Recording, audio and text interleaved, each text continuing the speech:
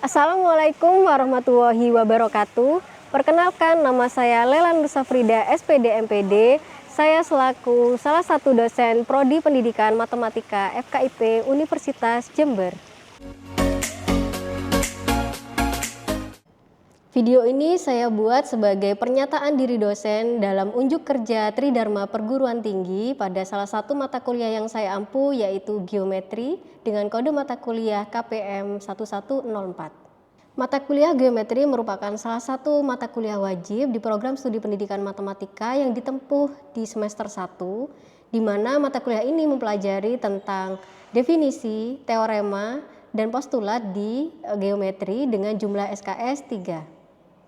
CPL yang dibebankan pada mata kuliah ini yaitu yang pertama CPL 04 yang berbunyi menunjukkan sikap bertanggung jawab atas pekerjaan di bidang keahliannya secara mandiri dengan menginternalisasi nilai, norma, dan etika akademik.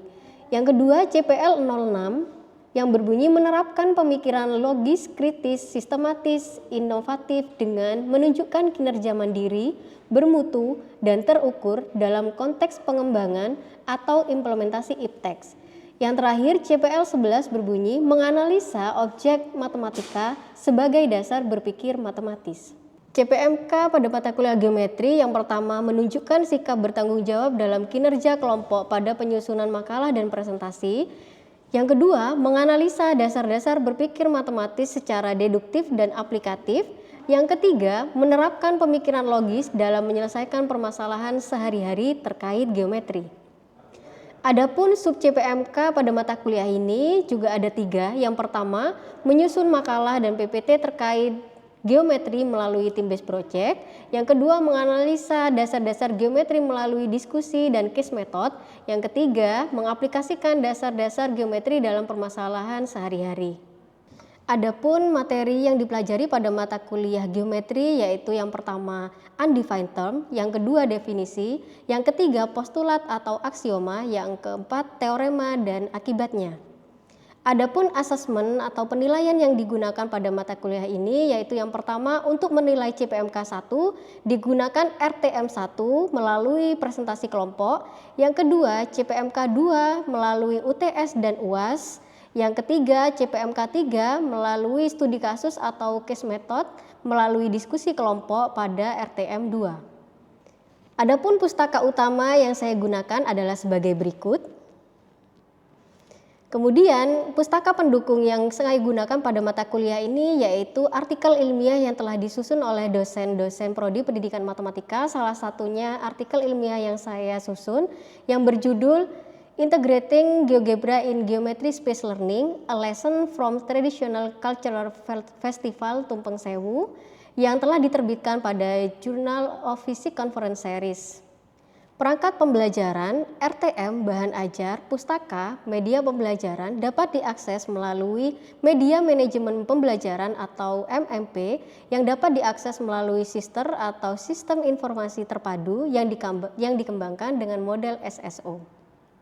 Proses interaction dilakukan dengan pembelajaran langsung atau tatap muka serta memaksimalkan pembelajaran secara daring yaitu sebesar 25%. Adapun metode pembelajaran yang digunakan pada mata kuliah ini yaitu diskusi, tanya jawab, dan penugasan dengan memanfaatkan fitur forum diskusi dan assignment yang ada pada MMP. Adapun asesmen untuk mengukur ketercapaian pembelajaran dilakukan melalui sistem yang telah dikembangkan dan terintegrasi melalui sister yaitu disebut sebagai SIPALU atau Sistem Informasi Capaian Lulusan. Asesmen yang dilakukan selama perkuliahan yaitu diantaranya yang pertama untuk menilai CPMK 1 melalui team-based project, interaksi yang dilakukan yaitu melalui diskusi kelompok, dan asesmen yang dilakukan yaitu menggunakan rubrik penilaian tugas dan presentasi. Untuk menilai ketercapaian CPMK2 dilakukan melalui pemberian tes berupa UTS dan UAS, di mana interaksinya dilakukan melalui tes yang dilakukan secara mandiri dengan asesmennya yaitu rubrik penskoran UTS dan UAS. Untuk menilai ketercapaian CPMK3 dilakukan melalui pembelajaran case method atau studi kasus, di mana interaksi yang dilakukan yaitu diskusi kelompok dan asesmen yang digunakan yaitu rubrik penilaian LKM dan presentasi. Demikian yang dapat saya sampaikan terkait mata kuliah geometri. Selanjutnya kita akan menyaksikan proses perkuliahan yang dilaksanakan secara tatap muka di kelas. Selamat menyaksikan. Oke, Assalamualaikum warahmatullahi wabarakatuh. Oke, selamat pagi. Gimana kabarnya kalian hari ini? Baik, alhamdulillah baik semua ya. Oke, alhamdulillah kita bertemu lagi ya di pertemuan hari ini. Setelah minggu lalu kita sudah mempelajari materi tentang apa, Mas? Ada yang tahu? Ada yang sudah belajar apa? Kemarin ya. Luas dan keliling lingkaran. Oke, baik. Kemarin atau minggu lalu, pertemuan minggu lalu kita sudah belajar tentang luas dan keliling lingkaran. Oke, berarti masih ingat ya? Kita sudah belajar tentang lingkaran. Kenapa kok kita perlu mengingat kembali? Karena pada materi ini nanti kita akan menggunakan teorema, definisi, dan postulat yang sudah kita pelajari di pertemuan-pertemuan sebelumnya, begitu ya. Oke, nah pada hari ini kita akan belajar tentang apa? Yaitu area dan volume. Jadi kita akan belajar tentang luas dan volume dari bangun ruang yang ada di geometri ya, yaitu yang pertama adalah prisma, kemudian limas, kemudian ada tabung, kerucut, kemudian polihedron dan bola, begitu ya. Oke. Nah, nantinya pada pertemuan hari ini kita akan mempelajari materi tersebut itu menggunakan augmented reality dalam pembelajaran case method berbasis etnomatematika. Jadi nantinya di pembelajaran ini kita akan menyisipkan gitu ya budaya yang ada di sekitar kita, khususnya yang ada di Jember, untuk kita pelajari, kemudian kita analisis disesuaikan dengan materi yang sedang kita pelajari. Oke, pada pertemuan hari ini capaian pembelajaran yang akan kalian capai adalah menerapkan pemikiran logis dalam menyelesaikan masalah sehari-hari terkait geometri, kemudian sub CPMK 3 mengaplikasikan dasar-dasar geometri dalam permasalahan sehari-hari, kemudian tujuan pembelajarannya adalah seperti yang Bu Lala sampaikan sebelumnya, melalui pembelajaran case method diharapkan mahasiswa mampu mengaplikasikan teorema bangun ruang dalam permasalahan sehari-hari dengan tepat. Oke, baik. Sebelumnya kita akan belajar dulu tentang definisi prisma dulu ya. Jadi sebelum kita mempelajari tentang luas dan volume, maka kita harus tahu dulu prisma itu apa, begitu ya.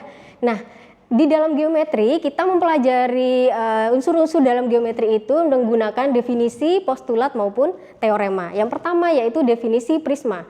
Coba diperhatikan dari gambar di sini ya, dalam gambar sebelah kiri dan sebelah kanan. Nah, di sini menurut buku Alexander Koberlin, nah di sini mendefinisikan prisma dalam dua hal ya. Jadi membaginya menjadi dua. Yang pertama adalah prisma tegak sesuai dengan gambar yang sebelah kiri, dan yang kedua adalah prisma miring sesuai dengan gambar yang sebelah kanan, begitu. Nah, definisinya adalah prisma tegak adalah prisma yang rusuk tegaknya tegak lurus terhadap sisi alas pada titik perpotongannya. Jadi antara alas begini ya itu sejajar gitu ya atau tegak lurus ya. Jadi sisi-sisi yang tegak ini tegak lurus dengan sisi-sisi yang saling berhadapan begini, yaitu bagian tutup dan alas. Nah, sedangkan untuk prisma miring yaitu prisma yang rusuk sejajarnya miring terhadap sisi-sisi alasnya pada titik perpotongannya. Nah, kenapa kok disebut miring? Karena coba perhatikan kita punya ruas garis D aksen ya. Kemudian E aksen, G aksen, dan F aksen. Nah, ternyata setelah kita tarik garis, nah garis yang terbentuk antara sisi-sisi alas yaitu bagian atas dan bawah ternyata membentuk garis yang miring, begitu ya. Beda halnya dengan prisma yang tegak sebelah kiri. Makanya untuk yang di sebelah kanan disebutnya sebagai prisma miring. Oke, di sini ada pertanyaan dulu mungkin? Sudah paham ya? Oke, baik. Kalau sudah jelas, kita akan berlanjut ya. Nah, selanjutnya baru kita akan mempelajari tentang luas daerah dan volume, gitu ya. Dari prisma terlebih dahulu untuk bangun yang pertama. Nah, luas daerahnya kita punya definisinya adalah luas permukaan yang disimbolkan dengan L dari suatu prisma adalah jumlah luas semua sisi tegaknya. Oke, bisa diperhatikan dari gambar yang sebelah kiri, sisi-sisi tegaknya ada apa saja? Mungkin ada yang bisa membantu Bu Lela? Siapa? Ayo silakan, mungkin Mas Ibad. Sebutkan sisi tegaknya yang pertama. A aksen, kemudian B aksen. Oke, kita punya satu sisi tegak. Kemudian ada lagi yang mau bantu Bu Lela? Satu lagi. Ada sisi apa? Ada sisi C aksen, kemudian B aksen. Oke, sudah ada 2. Ada lagi enggak? Ada. Yang mana? A aksen, kemudian C aksen. Oke, bagus. Berarti di sini sisi tegaknya ada berapa? Ada 3. Oke ya. Maka luas permukaan prisma itu jumlah semua luas sisi tegaknya. Berarti nanti ada, misalkan kita simbolkan luas daerah yang pertama adalah A1, kemudian yang samping kanan adalah A2, yang kiri A3, maka luas permukaan prisma adalah A1 ditambah A2 ditambah A3. Oke ya. Nah, itu definisinya. Kemudian untuk yang kedua adalah teoremanya. Ya, teoremanya adalah luas permukaan atau L prisma dengan tinggi disimbolkan dengan H, kemudian keliling sisi alas disimbolkan dengan P, itu sama dengan L sama dengan H dikalikan P, ya. Nah, di sini karena bentuknya adalah teorema, maka harus diapakan? Dibuktikan. Oke. Bunyi teoremanya apa? Oke, luas permukaan itu sama dengan H kali P. Oke, ini yang akan dibuktikan. Oke. Nah, pembuktiannya kita punya definisi dari luas adalah apa tadi? Luas adalah jumlah, jumlah luas semua sisi tegaknya. Oke. Sama dengan jumlah luas semua sisi tegak.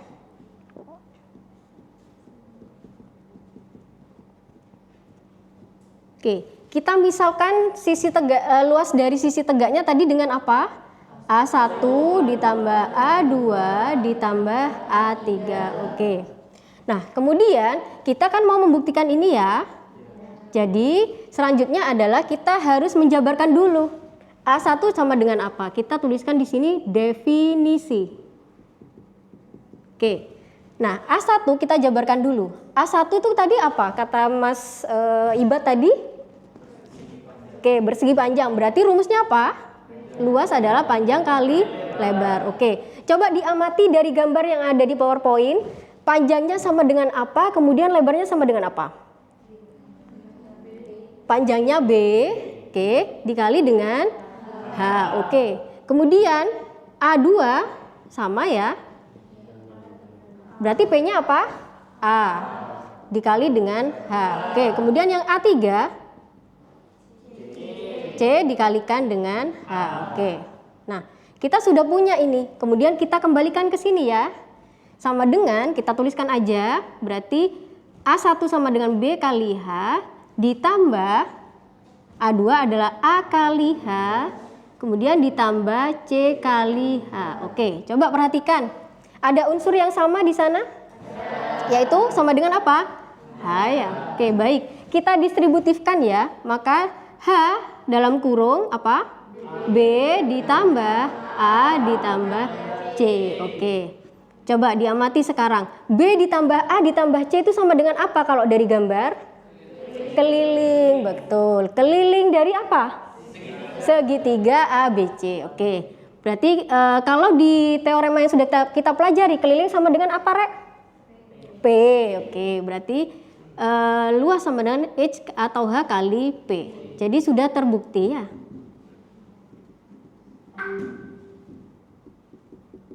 Oke. Dari sini ada yang mau ditanyakan dulu? Sudah jelas ya? Oke, baik. Jika tidak ada pertanyaan, bolehlah lanjutkan ke luas yang berikutnya. Nah, kalau tadi kan masih luas sisi tegak ya, jadi yang tegak saja. Sedangkan prisma itu selain sisi tegak ada apa? Ada bagian alas, di mana alas itu ada di bagian atas dan bawah ya. Nah, di sini untuk luas yang berikutnya adalah luas total ya. Jadi luas total dari prisma itu adalah jumlah semua sisi tegak dan sisi alasnya. Oke ya. Jadi sisi tegak ditambah alasnya yaitu atas dan bawah. Oke, selanjutnya teoremanya adalah luas sisi total yaitu dari suatu prisma yaitu dengan luas permukaan L dan luas sisi alasnya sama dengan B yaitu T sama dengan L ditambah 2B. Oke. Kalau dilihat dari gambarnya sudah nampak jelas ya. Luas permukaannya adalah jumlah sisi tegak, kemudian alasnya yang disebut alas adalah bagian atas dan bawah. Berarti ada berapa di sana? Bagian alasnya ada 2, sehingga bisa disimpulkan bahwa T sama dengan L ditambah 2B. Oke, sudah terbukti ya, jadi bisa menggunakan visualisasi. Oke, baik. Ada pertanyaan dulu mungkin? Sudah jelas ya? Nah, selanjutnya di sini ya. Selanjutnya adalah tentang volume, ya. Volumenya itu ada 2 postulat di sana. Kalau postulat berarti pernyataan yang bagaimana? Ada yang tahu mungkin? Bisa angkat tangan? Coba siapa? Ayo mbaknya mungkin. Kalau postulat apa? Pernyataan yang dianggap benar dan tidak perlu dibuktikan. Oke. Pernyataan yang dianggap benar atau diyakini kebenarannya sehingga sudah tidak perlu dibuktikan. Bu, berarti boleh langsung digunakan? Boleh, ya. Dalam pembuktian suatu teorema, postulat bisa langsung digunakan. Oke. Nah, postulat yang pertama yaitu volume prisma dengan alas persegi panjang yaitu V sama dengan L kali W kali H, di mana L itu adalah panjang dan W adalah lebar, kemudian H adalah tinggi, gitu ya. Nah, berarti karena itu postulat, berarti kita sudah tidak perlu membuktikan lagi, jadi bisa langsung digunakan. Oke. Selanjutnya postulat yang kedua adalah untuk volume prisma dengan alas persegi panjang, ya. Kita awalnya kan sudah punya V sama dengan L dikali W dikali dengan H, begini ya. Maka L dikali W itu sama dengan apa? Sama dengan luas ya. Luas dari siapa? Luas alas. Oke. Dari yang sudah kita pelajari di teorema atau definisi sebelumnya, luas alas disimbolkan dengan apa? B. Oke. Jadi V sama dengan B dikali H. Begini. Oke ya. Dari sini ada yang mau ditanyakan dulu? Sudah jelas ya? Oke, baik. Jika tidak ada yang ditanyakan, Bu Lala coba lanjutkan ya. Nah, di sini seperti yang Bu Lala sampaikan di awal tadi, pembelajaran pada hari ini kita akan menggunakan augmented reality ya dalam pembelajaran case method yang berbasis budaya atau etnomatematika. Nah, di sini budaya yang Bu Lala angkat adalah rumah tembakau. Di sini ada yang sudah pernah tahu rumah tembakau? Sudah pernah tahu ya? Kalau yang tempat tinggalnya di Jember atau domisili Jember mungkin akan tahu ya, daerah sekitar daerah Ajung dan seterusnya, atau mungkin teman-teman sudah pernah begitu ya berkeliling daerah Jember atau mungkin di daerah kalian juga ada. Di sini dia menyebutnya rumah atak atau rumah tembakau. Ya, sebutannya. Nah, rumah tembakau ini digunakan untuk apa? Di sana sudah dijelaskan ya. Rumah tembakau ini dijadikan sebagai tempat untuk apa? Sebagai proses pengeringan gitu ya, dengan memanfaatkan suhu dan angin. Proses pengeringan dari tembakau ya.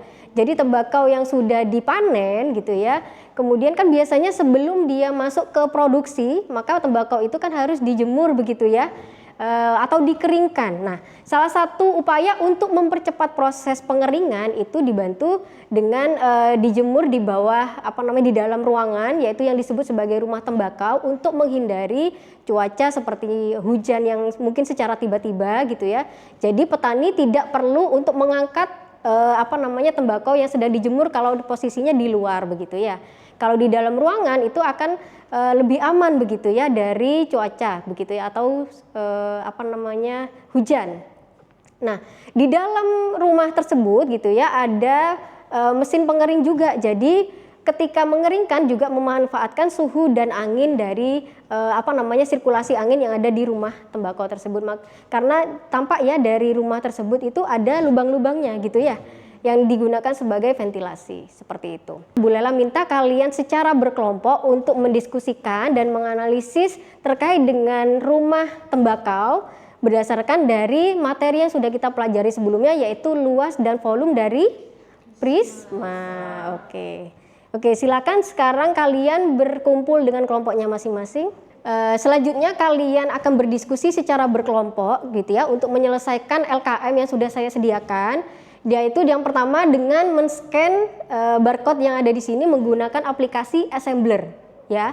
Kenapa kok kita mau menggunakan Assembler? Karena di dalam ketika kalian men-scan barcode ini, kalian akan ditampilkan gitu ya bentuk realistik dari rumah ATEX yang sudah kalian lihat dari slide sebelumnya. Itu kan masih bentuknya 2 dimensi ya, atau berupa gambar begitu ya. Nah, nanti ketika kalian men-scan barcode ini, kalian akan melihat visualisasi dari rumah tembakau itu dalam bentuk augmented reality, dalam bentuk 3 dimensi dan bisa diakses secara real time begitu ya. Jadi kapanpun kalian mau mengakses itu bisa tinggal klik aja barcode ini seperti itu ya.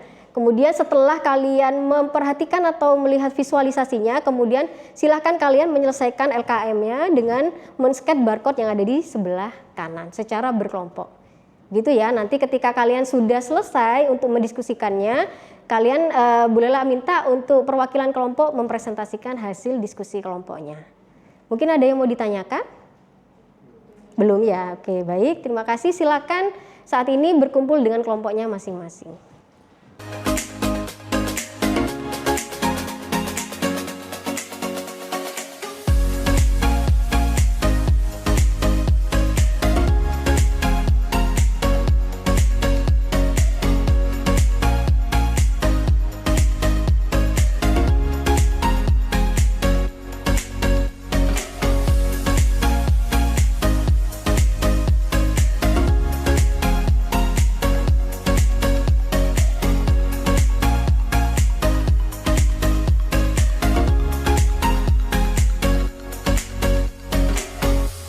Oke, baik.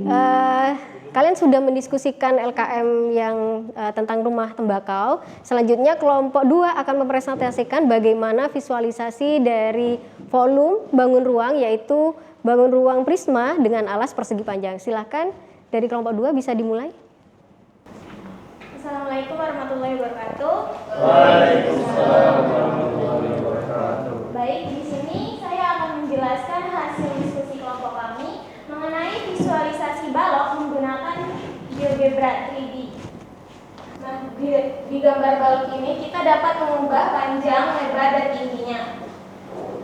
Di sini untuk batasnya, masing-masing panjang, lebar, dan tinggi kami beri batas masing-masing 5. Jadi kita dapat mengubah panjang, lebar, dan tinggi ini sesuai dengan kebutuhan hingga 5. Nah, untuk volume dan luas permukaan itu otomatis berubah saat kita mengubah panjang, lebar, dan tingginya sesuai dengan rumusnya. Jadi rumus volume panjang kali lebar kali tinggi. Nah, untuk E di bagian paling bawah itu berfungsi sebagai jika kita ingin melihat jari-jari dari balok tersebut. Baik, di sini saya akan mempresentasikan contoh. Dimiliki sebuah balok dengan panjang 2 cm, 3 cm, dan tingginya kita samakan saja 3 cm juga. Nah, di sini kita ketahui volumenya itu 18 dan luas permukaannya di bawah itu 42. Nah, untuk jari-jari bisa kita lihat itu jari-jarinya seperti ini dalam bentuk 2 dimensinya, sedangkan ini 3 dimensinya. Sekian presentasi dari kelompok kami. Terima kasih. Oke, beri tepuk tangan untuk kelompok 2. Oke, baik. Terima kasih. Silakan duduk untuk kelompok 2. Pekerjaannya terkait dengan visualisasi volume dari bangun ruang, prisma dengan alasnya persegi panjang. Oke, untuk pertemuan selanjutnya silakan kalian selesaikan untuk proyeknya ya. Jadi dilengkapi untuk LKM-nya terkait dengan rumah tembakau tadi gitu ya, pembelajaran case method berbasis etnomatematika. Minggu depan dikumpulkan gitu ya, satu kelompok satu saja. Silakan dikumpulkan atau diunggah melalui MMP gitu ya, dibuat dalam bentuk format PDF, satu kelompok satu saja. Oke, mungkin ada yang mau ditanyakan? Sudah cukup ya? Oke, baik, demikian untuk pertemuan hari ini. Untuk minggu depan kita akan membahas materi selanjutnya sekaligus dengan review materi sebagai persiapan untuk ujian akhir semester, begitu ya. Oke, baik, terima kasih. Kurang lebihnya mohon maaf. Insya Allah ketemu lagi minggu depan. Bolehlah akhiri. Assalamualaikum warahmatullahi wabarakatuh. Waalaikumsalam warahmatullahi wabarakatuh. Oke, terima kasih.